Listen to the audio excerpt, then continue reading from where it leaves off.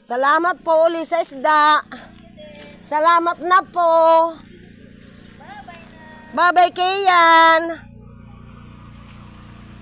Salamat po sa dala ninyong ulam. Bye-bye muna Kian. Bye-bye.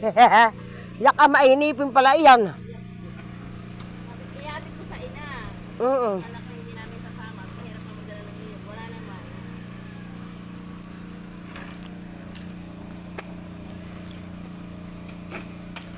Oh, ay papaano ang niyog? Iabot ko. Mabigat. Gusto dito ka po sa una. Iabot ko na lang. Ang dami na si Tutoy. Gano'n. Papa ha. Aba, magalang pala ito. Salamat po sa isda. Ya.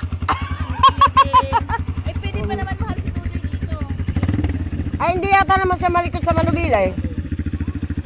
Bye-bye. Oo, salamat.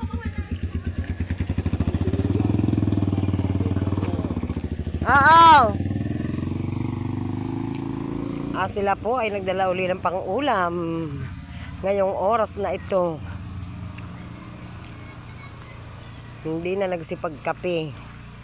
Nanghingi lamang po ng niyog at sila daw po ay magsisinantol. Yan po si Tess ni Ben.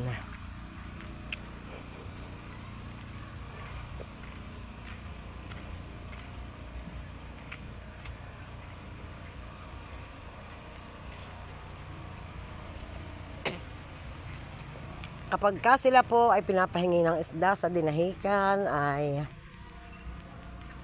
may kabahagi po. May kabahagi po si Kamading. Ayan po. Ayan. Akin po lilinisan at ipiprito ko. Maraming salamat po sa biyaya. Katatapos po naming magkape. Ingat po tayo palagi. I love you all.